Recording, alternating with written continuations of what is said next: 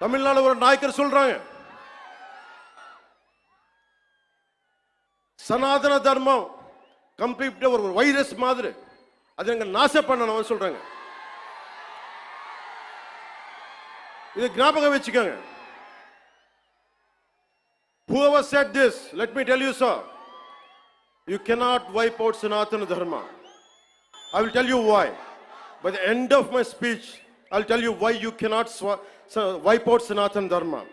If anyone tries to wipe out Sanatana Dharma, let me tell you, from the feet of Lord Balaji, you will be wiped out.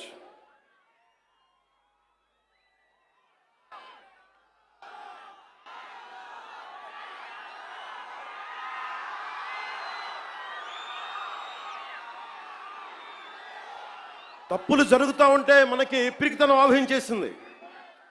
నేను ఎప్పుడు అభివృద్ధి, యువతకు ఉద్యోగాలు కావాలి, అభివృద్ధి జరగాలి. నేను ఇన్నిసార్లు చూశాను. ఇన్ని దశాబ్దంలో నేను అందరినీ కౌలు రైతులకు సహాయం చేశాను, మతం చూడలా. ఎంతమంది ముస్లిం రైతులకు నేను సహాయం చేశాను, ఎంతమంది యేసుక్రీస్తు మతం పుచ్చుకున్న రైతాంగాన్ని నేను సహాయం చేశాను. సనాతనం పాటించేవాడు ఎప్పుడు మత వివక్ష పాటించడు.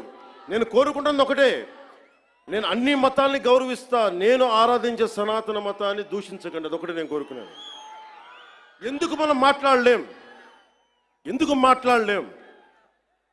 మనలో వీరత్వం చచ్చిపోయింది. మనం ఎట్లా తయారయ్యామంటే జీవం కోల్పోయాం మనం. అందుకే నేను ధైర్యంగా ఎందుకు నిలబడ్డాను.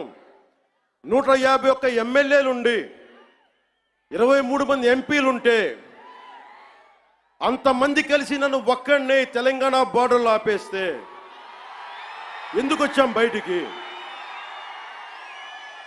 ధైర్యం, వీరత్వం. తప్పు జరుగుతున్నప్పుడు ఎప్పుడు ఎలుగెత్తి చెప్పాలి. మీకు అన్యాయం జరుగుద్ది, అందుకనే వచ్చాము ఈ రోజున. మీరు నిలబడ్డారు. ధైర్యం లేని చోట, వీరత్వం లేని చోట మొత్తం పోద్ది.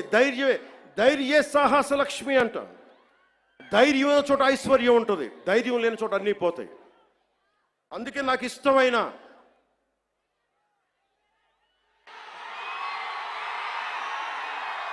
వాళ్ళకి 11 సరిపోలా, ఒకటికి పరిమితం చేద్దాం వాళ్ళని.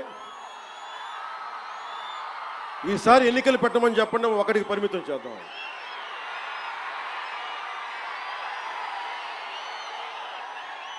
నాకు ఇష్టమైన కవి శేషేంద్రతో పాటు నాకు ఇష్టమైన హిందీ కవి, హిందీ రాష్ట్ర కవి శ్రీ రామ్ధారి సింగ్ దినకర్. ఆయన రాసిన పరశురాంకి ప్రతీక్ష చాలాసార్లు చదువుకొని గుండెలో ధైర్యం నింపుకునేవాడిని. చైనాకి మన దేశానికి యుద్ధం వచ్చినప్పుడు మీరు సైనికుల్ని బలి చేశారు, సరిగ్గా చేయలేదన్న వేదనతోటి పరశురాంకి ప్రతీక్ష రాశారు. దాంట్లో కొన్ని పంక్తులు మీకు చదివి వినిపిస్తాను. वीरता जहां पर नहीं पुण्य का क्षय है, वीरता जहां पर नहीं स्वार्थ की जय है.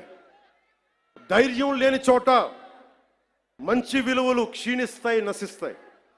ధైర్యం లేని చోట వైసీపీ లాంటి స్వార్థపూరిత శక్తులు సనాతన ధర్మాన్ని మట్టిలో కరిపిస్తామని చెప్పే శక్తులు విజయ దుందుబిని మోగిస్తాయి. భిన్నత్వంలో ఏకత్వం అంటే సనాతన హిందూ ధర్మాన్ని ఒంటరి చేసి చంపడం కాదు కదా. భిన్నత్వంలో ఏకత్వం అంటే అన్ని కలుపుకొని వెళ్ళటం.